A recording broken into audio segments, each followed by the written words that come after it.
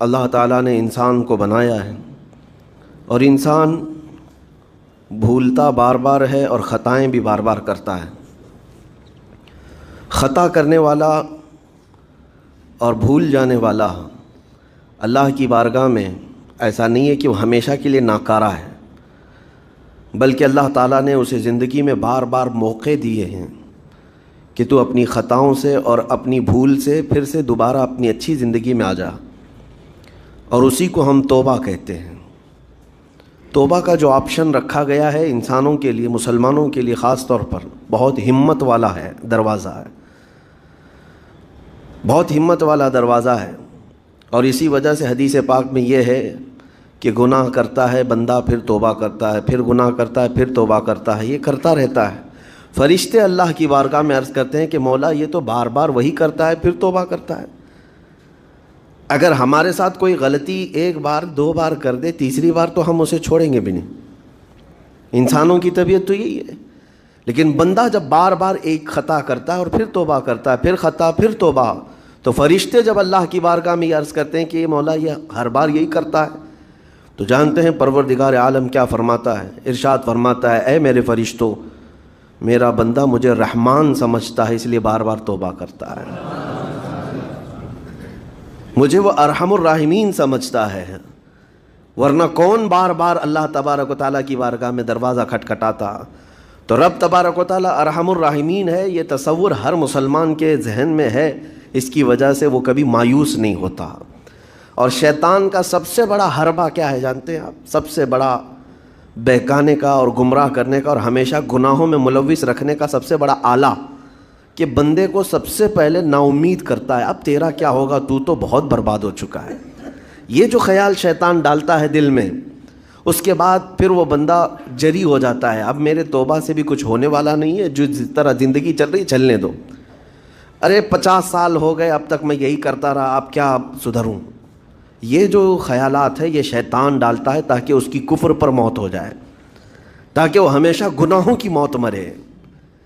نا امیدی جو ڈالتا ہے شیطان، اب میرے ساتھ کچھ ہونا نہیں ہے۔ نہیں میرے عزیزو، رحمت عالم صلی اللہ تعالیٰ علیہ وسلم کی بارگاہ میں کیسے کیسے لوگ آئے اور ارحم الراحمین نے ان کی توبہ قبول کی۔ آپ کو ایک بات میں بتاؤں، سیدنا عمر ابن خطاب رضی اللہ تعالیٰ عنہ کا دور ہے۔ مثنوی شریف میں مولانا روم فرماتے ہیں، جنت البقیع آپ نے سنا ہوگا، قبرستان مدینے کا، مدینے کے قبرستان میں رات کے وقت ایک بوڑھا آدمی 80 سال کا جو بانسری بجاتا تھا اور اسی سے پیسہ کماتا تھا، اس کی بانسری میں بڑی اچھی لے تھی، بڑی سر اچھی تھی، لوگ سنتے تھے اور پیسے دیتے تھے، لیکن بڑھاپے میں جب سانس پھولنے لگ جاتی ہے، ہانپنے لگ جاتا ہے، سانس نہیں ٹھہرتی، تو بانسری کیسے بجتی؟ اس کی لے ٹوٹ جاتی، لہجے بدل جاتے۔ بوڑھا آدمی، اب اس کی بانسری سننے کو کوئی آتا نہیں تھا اور پیسے ملتے نہیں تھے، تھک ہار کر کے وہ آیا، رات کا وقت تھا، جنت البقیع قبرستان میں، 80 سال کی عمر کا ہو گیا ہے، اس نے بانسری توڑ دی، کہا زندگی بھر جس چیز سے میں کماتا تھا اب میری سانسوں نے جواب دے دیا، جسم پھولنے لگا ہے، سانس زیادہ آنے لگ گئی ہے، اب میرا کھانا پینا کیسا چلے گا؟ خیر ارحم الراحمین ہوں تو تیرا ہی بندہ، میرے اہل و عیال نہیں، میرے رشتہ دار نہیں، مجھے اگر تو بھوکا مارنا ہے تو اسی قبرستان میں مار دے، یا اگر میری زندگی باقی ہے تو میرے رزق کا انتظام کر دے۔ وہ رو رہا تھا 80 سال کی عمر میں۔ جب بندہ لاچار و مجبور ہوتا ہے تو پروردگار کو ہی یاد کرتا ہے۔ جانتے ہیں عمر ابن خطاب رضی اللہ تعالیٰ عنہ امیر المومنین مسجد نبوی میں تھے اور ان کی آنکھ لگی تھی، خواب میں رسول پاک صلی اللہ تعالیٰ علیہ وسلم تشریف لائے، کہا عمر اللہ کا حکم ہے جنت البقیع میں جاؤ، ایک بھوکا آدمی کھڑا ہے، اپنے گھر سے کھانا لے جاؤ اور اس کی ضرورت کا انتظام کرو۔ نیند کھلی تو آپ نے دیکھا اللہ کے حبیب صلی اللہ علیہ وسلم کی طرف سے حکم آیا اور رب ذوالجلال کا حکم ہے، گھر سے عمدہ کھانا لیا، توشادان لے کر کے، کچھ مال و متاع بھی لے کر قبرستان میں گئے، ڈھونڈا کون ہے یہاں پر، تو دیکھا کہ ایک ہانپتا کانپتا ہوا 80 سال کا بوڑھا روتا ہوا نظر آیا۔ امیر المومنین اپنے ہاتھ میں توشادان لے کر اس کے قریب گئے، کہا تو بھوکا ہے؟ کہا ہاں بھوکا ہوں۔ بیٹھ چل میں تجھے کھلاتا ہوں۔ دسترخوان بچھا کر اسے اپنے ہاتھوں سے کھلایا اور اسے اپنی ضرورت کے مطابق جو ضروریات تھیں اس کی ضرورت کے مطابق وہ ساری چیزیں دی۔ وہ بوڑھا پوچھتا ہے آپ کون ہیں؟ حضرت عمر فاروق نے کہا میں عمر ابن خطاب ہوں۔ وہ ڈر گیا۔ حضرت عمر سے کون نہیں ڈرتا تھا کہ کہیں یہ کھلا پلا کر کے مجھے کوڑے نہ ماریں کہ زندگی بھر بانسری بجانے والا آج پکڑا گیا ہے، ہاں آج مجھے یہ سزا نہ دے دے۔ وہ کانپنے لگا، کہا کہ آپ یہاں کیسے؟ حضرت امیر المومنین کہتے ہیں میں خود نہیں آیا، مجھے اللہ کے رسول نے بھیجا، اور رب تبارک و تعالیٰ کا حکم آیا تھا کہ تو بھوکا ہے اور تو نے رزق مانگا ہے اور مجھے تیرے رزق دے کر کے بھیجا گیا ہے۔ وہ چیخ مار کر کے گر پڑا زمین پر اور رونے لگا، اپنے ہاتھ پھیلا کر کہا سچ فرمایا مولا تو ارحم الراحمین ہے، 80 سال تجھ سے دور بھاگتا رہا، ایک بار کیا تجھے میں نے پکارا، تو نے وقت کے امیر المومنین کو کھانا دے کر بھیج دیا۔ اللہ رب العزت کی بارگاہ میں نا امیدی اور مایوسی جو شیطان لاتا ہے اس سے بندے بھٹک جاتے ہیں، بہک جاتے ہیں، انہیں توبہ کی توفیق بھی نہیں ملتی۔ اسی لیے میرا مولا فرماتا انا عند ظنی عبدی بی، رب تعالیٰ فرماتا میرا بندہ میرے بارے میں جیسا گمان کرتا ہے میں اس کے ساتھ ویسا سلوک کرتا ہوں۔ تم کیا گمان کرتے ہو؟ وہ سخت پکڑ کرے گا، ابھی مار ڈالے گا۔ وہ غفار ہے، قہار ہے، جبار ہے، لیکن ساتھ میں وہ ستار بھی ہے، وہ رحمان بھی ہے، رحیم بھی ہے۔ اگر رب تبارک و تعالیٰ ہر چیز پر پکڑ کرتا تو ہمارا تو جینا ہی نہیں تھا، یہاں پر اتنے گناہ ہو چکے۔ اور وہ رب تعالیٰ فرماتا وسعت رحمتی کل شیء، میری رحمت نے ہر چیز کو گھیر رکھا ہے۔ اللہ رب العزت بندوں کو معاف کرنے کا اظہار زیادہ فرماتا ہے۔ اور جانتے ہیں آپ گناہ جب عام ہوتے ہیں، میں آپ کو اپنے گھر کی بات بتا دوں، میرے گھر میں آپ 4 دن کے مہمان بن کر کے آئے ہیں، کبھی میری کھڑکی توڑ رہے ہیں، کبھی دروازہ توڑ رہے ہیں، کبھی ہمارے گھر کے برتن پٹک رہے ہیں، کبھی فرشی اکھاڑ رہے ہیں، کب تک برداشت کروں گا؟ آپ کو نکال کر باہر کر دیں گے، مہمان نہیں، یہ بلا ہو گئی ہے، گھر سارا اجاڑ رہا ہے۔ ایک چیز پر چھوڑ دیا جائے، 2 چیز پر چھوڑ دیا جائے، یہ انسانوں کی فطرت ہے، انسانوں کی فطرت۔ لیکن رب کائنات اپنی کائنات میں ہم بندوں کو اتارا ہے، ہم نے کیا نہیں بگاڑا، اپنے گناہوں سے اس کی زمین کو لال کر دیا، ہاں اس کی نافرمانی سے ہم نے اس کائنات کے رنگ کو بدل دیا، کھلے عام گناہ، ننگا پن، بے حیائی، عیاشی، سب کچھ ہوتا رہا۔ اس کی کائنات ہے، اس کی زمین ہے، اس کی سلطنت ہے۔ اور ان گناہوں کی وجہ سے جانتے ہیں آپ، سمندر اللہ کی بارگاہ میں عرض کرتا ہے کہ مولا تو مجھے اجازت دے دے، میں ایسی طغیانی لاؤں گا کہ یہ سب ہلاک ہو جائیں گے۔ ہوائیں اللہ سے اجازت مانگتی ہیں تو مجھے شدت دے دے، میں اتنا تیز اڑاؤں گی کہ ان کے پرخچے اڑ جائیں۔ لیکن جانتے ہو اللہ کی طرف سے جواب کیا آتا ہے؟ سمندر کو بھی رب تعالیٰ فرماتا، ہواؤں کو بھی کہتا ہے رب تعالیٰ رک جاؤ، میں میرے بندوں کے انتظار میں ہوں، میرے بندوں کی توبہ کے انتظار میں ہوں کہ میرے بندے میرے پاس لوٹ آئیں گے۔ اسی لیے اللہ کے حبیب صلی اللہ تعالیٰ علیہ وسلم ارشاد فرماتے ہیں اللہ تعالیٰ کو سب سے زیادہ خوشی کس بات کی ہوتی ہے جانتے ہیں؟ رب تعالیٰ اپنے بندوں سے کب خوش ہوتا ہے؟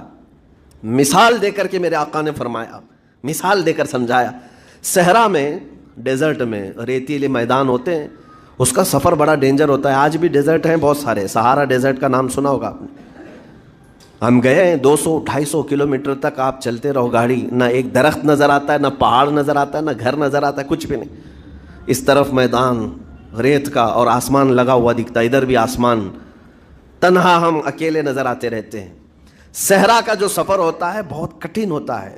نبی پاک صلی اللہ تعالیٰ علیہ وسلم مثال دیتے ہوئے ارشاد فرماتے ایک بندہ اپنی اونٹنی لے کر، اس پہ ساز و سامان لے کر کھانے پینے کا صحرا کے سفر پر تھا، اور صحرا میں کھانا پانی بہت مقدار میں لی جاتی ہے کیونکہ کچھ ملتا نہیں، اور جلد سے جلد وہاں سے سفر گزار کر کے آنا۔ ایک بار اگر راستہ بھٹک گیا موت ہو جاتی ہے، وہاں پہ راستہ ملے گا نہیں، جس طرف بھی جاؤ تو لگے گا سیدھا ہی چل رہا ہوں، ڈائریکشن ہی نہیں پتہ ہوتے صحرا میں۔ حضور پاک صلی اللہ علیہ وسلم فرماتے ہیں ایک بندہ صحرا کے سفر میں اپنی اونٹنی کے ساتھ ساز و سامان لے کر سفر پر تھا، بیچ راستے میں اسے نیند آئی، سویا، سو کر کے اٹھا تو دیکھا اس کی اونٹنی ساز و سامان کے ساتھ غائب ہے، صحرا میں، بیچ صحرا میں۔ اب جو سواری تھی وہ غائب ہے، کھانا پانی تھا وہ غائب ہے، کچھ نہیں ہے ساتھ میں۔ گھبرا گیا، پریشان ہوا، اپنی اونٹنی کو ڈھونڈتا ڈھونڈتا تھک گیا، کبھی ادھر کبھی ادھر، کبھی ادھر کبھی ادھر، ہر جگہ کہیں کوئی نشان نظر نہ آئے۔ اور جب سواری نہیں ہے تو اب کئی 100 کلومیٹر کا بغیر کھانے پینے کے کیسے سفر کرتا؟ تھک ہار کر کے دوسرا دن ہو کہ تیسرا دن ہو، ایک جگہ وہ بندہ سو گیا، پھر سے سو گیا، اب راستہ بھی نہیں ملتا۔ سویا تو نیند سے اٹھا جب تو دیکھا اس کی اونٹنی بھی موجود ہے، اس کا ساز و سامان بھی ہے۔ یہ مثال ہے، یہ مثال ہے۔ میرے آقا صلی اللہ علیہ وسلم صحابہ سے اب پوچھتے ہیں، اے میرے صحابہ بتاؤ اس بندے کو جو صحرا میں گمشدہ اونٹنی جس کی مل جائے اسے خوشی کتنی ہوگی؟ صحابہ کہتے ہیں یا رسول اللہ اس کی تو جان میں جان آ گئی ہوگی، کیونکہ وہ جانتے تھے صحرا کا سفر کیا ہوتا ہے۔ کہا سب سے زیادہ اسے خوشی ہوگی کہ اس کا کھویا ہوا سامان مل گیا، کھوئی ہوئی سواری مل گئی۔ میرے آقا صلی اللہ علیہ وسلم فرماتے ہیں گمشدہ اونٹنی کے ملنے پر جیسے اس مسافر کو خوشی ہوئی، اس سے کئی زیادہ بڑھ کر کے رب تعالیٰ کو اس وقت خوشی ہوتی ہے جب ایک گنہگار بندہ واپس توبہ کر کے اس کی بارگاہ میں آتا ہے۔ رب تعالیٰ کی بارگاہ میں جب بندہ پلٹ کر کے آتا ہے، رب تعالیٰ فرشتوں پر اس بندے کو دکھا کر رشک کرتا ہے، ارشاد فرماتا ہے میرا بندہ میرے پاس آ گیا، میرا بندہ میرے پاس آ گیا ہے۔ میں نے قرآن پاک کی وہی آیت تلاوت کی ہے جس میں اللہ تعالیٰ فرماتا ہے والذین اذا فعلوا فاحشۃ او ظلموا انفسهم ذکروا اللہ فاستغفروا لذنوبہم۔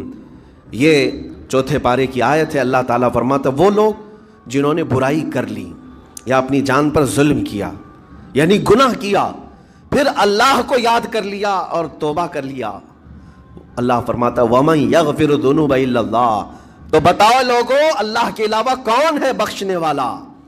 لیکن شرط رب تعالیٰ یہ فرماتا وَلَمْ يُصِرُّوا عَلَى مَا فَعَلُوا وَهُمْ يَعْلَمُونَ، لیکن ایک بات ہے کہ وہ جس چیز سے توبہ کر کے آ رہے ہیں اس پر پھر مزید اصرار کر کے جمے نہ رہیں، چھوڑ دیں ایک بار، جان بوجھ کر کے پھر اس چیز پر نہ لگے رہیں۔ یہ آیت کب نازل ہوئی تھی میں آپ کو بتاؤں، دو صحابہ تھے، دونوں گہرے دوست تھے، بہت ہی گہرے دوست، مدینے کے رہنے والے۔ اس میں سے ایک صحابی تجارت کے لیے جا رہے تھے اور ان کے گھر بار میں ان کی بیوی تھی بس اور کچھ نہیں، تو اپنے دوست سے کہا کہ میں جا رہا ہوں، مجھے آنے میں تاخیر ہو سکتی ہے، میرے گھر پر اگر کبھی سودا سلف لانے کی ضرورت پیش آئی تو میری بیوی کو یہ پہنچا دینا ساز و سامان۔ یہ کہہ کر کے وہ تجارت پہ چلے گئے۔ جو دوست صحابی تھے، دیکھیں صحابہ کے بہت سارے کام امت کے لیے درس ہیں، قیامت تک آنے والے مسلمانوں کے لیے وہ مشعل راہ ہیں۔ تو وہ جو دوست صحابی تھے سودا سلف لے کر کے گھر جایا کرتے تھے اپنے دوست کی بیوی کو پہنچانے کے لیے۔ ایک دن ایسا ہوا کہ شیطان نے ورغلایا اور سودا سلف سامان لے کر گھر گئے۔ ان کی خاتون باہر آئی دوست کی، انہوں نے اس خاتون کا صرف ہاتھ پکڑ لیا، ہاتھ پکڑ لیا، اور وہ عورت چونکہ مدینے کی رہنے والی صحابیہ ہیں، اپنا ہاتھ تو چھڑا لیا لیکن وہ چیخ مار کر رونے لگی کہ جس پر میرے شوہر نے سب سے زیادہ اعتماد کیا، تم تو جگری دوست بھائی کی طرح تھے، ہاتھ کیسے بڑھا دیا؟ تو اس صحابی کو فوراً احساس ہو گیا کہ میں بہت بڑی خطا کر گیا، میرے بھائی اور میرے دوست کی امانت میں نے خیانت کر دیا، اس نے مجھ پر بھروسہ کیا تھا اور اس کی بیوی کا میں نے ہاتھ پکڑ لیا۔ بس اتنی سی بات تھی، وہ خاتون بھی رونے لگ گئی کہ میرے ساتھ کیا ہوا، یہ صحابی بھی رونے لگ گئے، احساس فوراً ہو گیا کہ میں نے غلط کیا ہے، سودا سلف لانے کے وقت مجھ سے غلطی ہو گئی، خطا ہو گئی۔ اب اس خطا کی وجہ سے وہ کرتے کیا، ان کو تو ڈر یہ تھا کہ میں اپنے دوست کو منہ دکھانے کے بھی قابل نہیں، اور نہ ہی میں یہ چیز کسی کے سامنے ذکر کر سکتا ہوں، کیا کروں؟ تو مدینہ چھوڑ کر کے چلے گئے پہاڑیوں میں، اور بغیر کھانا پانی سب کچھ بھی نہیں تھا، پہاڑیوں کے بیچوں بیچ رہنے لگے، اور صرف روتے تھے اور گر جاتے تھے، اور کمزوری آ گئی جسم میں، اٹھنے پھرنے کی بھی طاقت نہیں تھی۔ اب وہ دوست ان کے صحابی تجارت سے واپس آئے، گھر میں آتے ہی ان کی خاتون نے بتا دیا کیا معاملہ پیش آیا۔ وہ بہت جلال میں آئے اور کہا کہ میرا دل ٹوٹ گیا، آج میری کمر ٹوٹ گئی، جس کے ساتھ ہم نے پوری زندگی بتائی آج اس نے میری عورت کے ساتھ ایسا کیسے کیا؟ بہرحال انسان ہے، خطا ہوتی ہے، انسان ہے، بھولنا اور خطا کرنا اس کی عادت ہے. اب ان کو دل میں تو بہت تکلیف ہوئی, کروں کیا, لیکن وہ صحابی تھے, انہوں نے کہا یہ معاملہ سیدھے حضور پاک کی بارگاہ میں رکھتا ہوں. کہا کہ میں سزا دوں گا یا پھر جو ہے ان کے لیے جو قرار واقعی چیز ہوگی وہ دلا کر رہوں گا. بارگاہ مصطفیٰ صلی اللہ تعالیٰ علیہ وسلم میں تشریف لائے, عرض کیا کہ آقا ایسا ایسا ہو گیا, میرے معتمد ساتھی نے میرے گھر میں ایسا معاملہ کر دیا. نبی پاک صلی اللہ تعالیٰ علیہ وسلم غمگین ہو گئے کہ ان دونوں کے درمیان ایسا کیسے ہو گیا.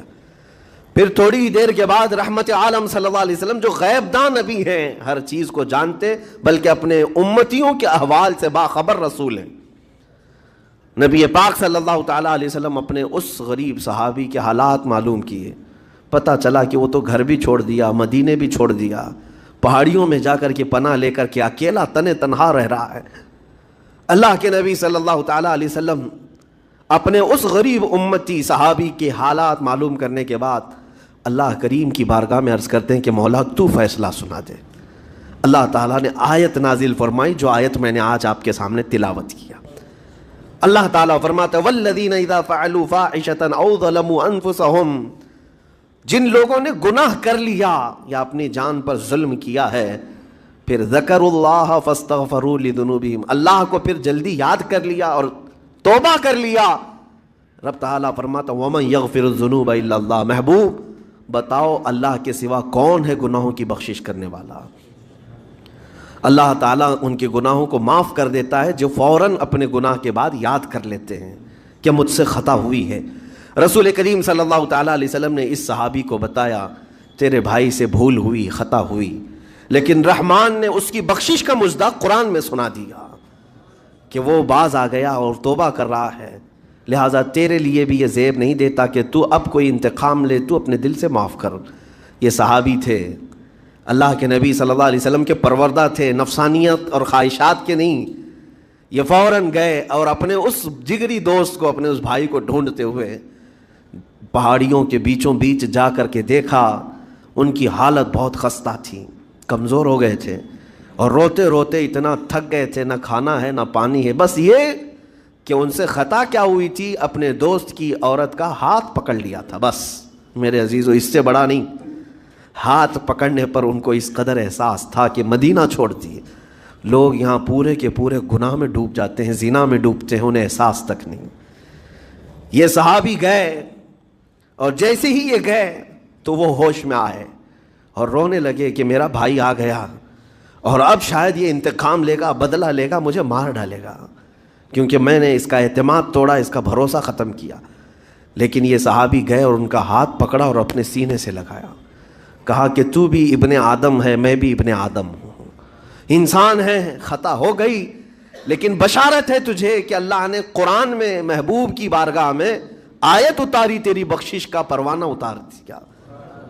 وہ اس قدر خوش ہوئے کہ اس صحابی کو تھام لیا اور کہا میں تو مایوس ہو کر پورے گھر بار سب چھوڑ کر کے آیا تھا, لیکن میرا رحمان خدا بندوں کو کبھی چھوڑتا نہیں, کبھی اکیلا ہونے نہیں دیتا, وہ مایوس نہیں کرتا. میرے عزیزو, آج ہمارے پاس وقت ہے, جب ٹھوکر کھائیں تو فوراً احساس ہو جائے, جب غلطی ہو جائے. غلطیاں کس سے نہیں ہوتی, گناہ سب سے ہوتے ہیں. اور اسی لیے میرے آقا صلی اللہ علیہ وسلم ارشاد فرماتے ان بنی آدم خطاؤن وخیر الخطائین التوابون, آدم کی ساری اولاد خطا کرتی ہے, یعنی آدمی سب خطا کرتے ہیں, لیکن بہترین خطا کرنے والا وہ ہے جو خطا کرتے ہی توبہ کر لیتا ہے, توبہ کر لیتا ہے. کوئی رات تمہاری ایسی نہ ہو کہ بغیر توبہ کے سو جاؤ, کوئی صبح ایسی نہ ہو آپ کی جو اللہ تعالیٰ کی بارگاہ میں استغفار کر کے نہ شروع کرو. ہر دن توبہ کرو, ہر دن اللہ کریم کی بارگاہ میں استغفار کرو. اور قرآن کی ایک آیت میں آپ کو یہ بھی بتا دوں, 9ویں پارے سورہ انفال کی آیت ہے. اللہ تعالیٰ فرماتا ہے وما کان اللہ لیعذبہم وانت فیہم وما کان اللہ معذبہم وہم یستغفرون. اللہ فرماتا ہے اس امت پر اللہ عذاب ویسا نازل نہیں کرے گا جیسے پہلی امتوں پر آتا تھا. اس کی وجہ یہ ہے, پہلی وجہ یہ ہے کہ ان کے بیچ میں میرا محبوب آرام کر رہا ہے, رسول پاک صلی اللہ علیہ وسلم. دوسری ایک وجہ رب تعالیٰ فرماتا ہے وما کان اللہ معذبہم وہم یستغفرون, جب تک لوگ اللہ کی بارگاہ میں استغفار کرتے رہیں گے، استغفر اللہ ربی من کل ذنب واتوب الیہ، جب تک استغفار کرتے رہیں گے، اللہ فرماتا ہے اس قوم پر اللہ عذاب نہیں نازل کرتا۔